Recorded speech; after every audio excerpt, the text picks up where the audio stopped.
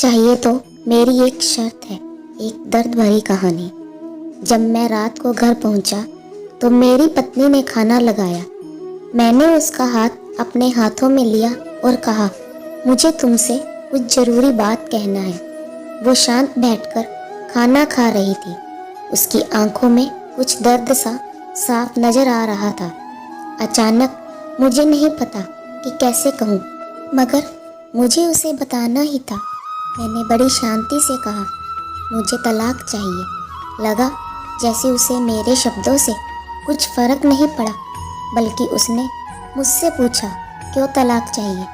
मैंने उसके सवाल को अनसुना किया तो उसे गुस्सा आ गया। उसने चम्मच उठाकर फेंक दिया और ज़ोर से चिल्लाई, तुम इंसान नहीं हो। उस रात हमने एक दूसरे से बात नहीं की। वो रो रही थी। मुझे पता था कि वो जानना चाहती थी कि आखिर ऐसा क्या हुआ जो हमारा रिश्ता टूटने की कगार पर आ गया। पर मेरे लिए उसके सवालों का जवाब दे पाना नामुमकिन था। मैं अब किसी और से प्यार करने लगा हूँ। अब मुझे उससे प्यार नहीं रहा। मैंने उसे उसके बरसों के प्यार की सज़ा दी थी। भरे मन से मैंने तलाक के पेपर तैयार किए। उसमें लिखा था कि वह पूरा घर, कार और कंपनी की 30% शेयर ले सकती है इस तलाक के बदले में। लेकिन उसने उन पेपर्स को देखा और उनके टुकड़े टुकड़े कर दिए। वो औरत जिसने मेरे साथ जीवन के 10 साल बिताए थे, वो आज मेरे लिए अनजान हो चुकी थी। मुझे इन 10 सालों का जो उसने मेरे लिए बर्बाद किए, मगर मैं क्या करूं? जो हो चुका उसे मैं बदल नहीं सकता था, क्योंकि मैं किसी और से अपनी पत्नी से भी ज़्यादा प्यार करने लगा था। आखिरकार उसके सब्र का बांध टूट गया और वो फूट फूट कर मेरे सामने रोने लगी। मेरे लिए उसका रोना एक तरह से उसकी रिहाई की तरह था। तलाक की ये बात जो कई दिनों से मुझे परेशान कर रही थी, अब बिल्कुल साफ हो चुकी थी। अगले दिन मैं घर काफ़ी लेट आया।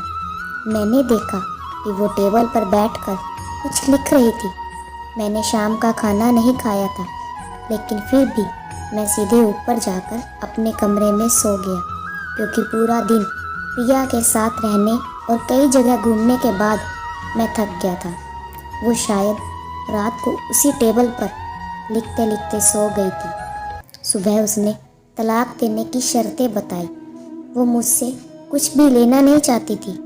उसे सिर्फ तलाक से पहले 1 महीने का समय चाहिए था।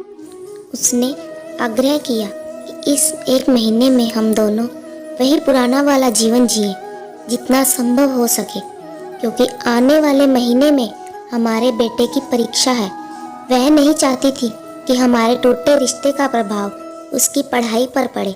मुझे भी यह ठीक लगा, मगर वो कुछ और भी चाहती थी। जैसे शादी के दिन मैं उसे उठाकर अपने शयन कक्ष तक ले गया था, उसी तरह हर रोज़ 1 महीने तक मैं उसे शयन कक्ष से उठाकर मुख्य द्वार तक ले जाऊं। मुझे लगा यह पागलपन है, मगर इन आखिरी दिनों को थोड़ा अच्छा बनाने के लिए मैंने उसकी यह शर्त स्वीकार कर ली। मैंने प्रिया को अपनी पत्नी की सभी शर्तें बताई। वो हंसने लगी। उसे लगा मेरी पत्नी कितने भी तरीके अपना ले, तलाक होना तो तय है। मेरी पत्नी और मैं किसी से भी इस दौरान नहीं मिले थे, लेकिन उस दिन जब मैं उसे पहली बार उठाकर गेट तक लेकर गया तो हम दोनों काफ़ी अजीब महसूस रहे। बेटा भी खिलखिलाकर खुश हो रहा था। अगले दिन यह काम थोड़ा सामान्य और आसान हो गया। वह मेरे सीने से लगी थी और मैं उसकी खुशबू महसूस कर रहा था। ऐसा लगा जैसे कई दिनों बाद मुझे ये खुशबू मिल रही थी, या फिर कई दिनों से मैंने उसके होने का महसूस ही नहीं किया था। पहले जितनी उसमें वो कसाव नहीं था और चेहरे पर कुछ हल्की झुर्रियाँ नजर आ रही थी और बाल भी सफ़ेद होने लगे थे। ये वही औरत थी जिसने अपने जीवन के 10 साल मुझे समर्पित किए थे। चौथे दिन जब मैंने उसे उठाया तो वो पुरानी रोमांच लौटने लगी थी। 5वें और 6ठे दिन वो पुराना प्यार फिर जागने लगा। मैंने प्रिया को इस बारे में कुछ नहीं बताया था। अब उसे उठाना और आसान हो गया था। शायद हर रोज़ यह सब करने का मैं आदी हो गया था। एक दिन वह अपनी पसंद की साड़ी निकाल रही थी, लेकिन कुछ खास नहीं ढूंढ पाई। उसने सांस भरते हुए कहा कि उसके सारे कपड़े बड़े पड़ने लगे हैं। तब मुझे पता चला कि वह काफ़ी दुबली हो गई है और इसलिए मैं उसे आसानी से उठा पा रहा था। मेरे दिल को एक झटका सा लगा। उसने अपने दिल में काफ़ी सारा दर्द छुपा रखा था। पता नहीं कैसे मैं आगे बढ़ा और उसके सिर को छू कर देखा। अचानक हमारा बेटा आया और बोला कि पापा, ये तो मम्मा को उठाकर बाहर ले जाने का समय हो गया है। उसके लिए अपने पापा द्वारा मम्मा को इस तरह उठाकर ले जाते हुए देखना जीवन का अभिन्न हिस्सा बन गया था। मेरी बीवी ने हमारे बच्चे को बुलाया और जोर से उसे गले लगा लिया। मैंने अपना चेहरा दूसरी तरफ कर लिया। मुझे लगा कहीं मैं अपना निर्णय न बदल दूं। मैंने अपनी पत्नी को रोज की तरह उठाया और बेडरूम से सिटिंग रूम होते हुए हॉल तक लाया।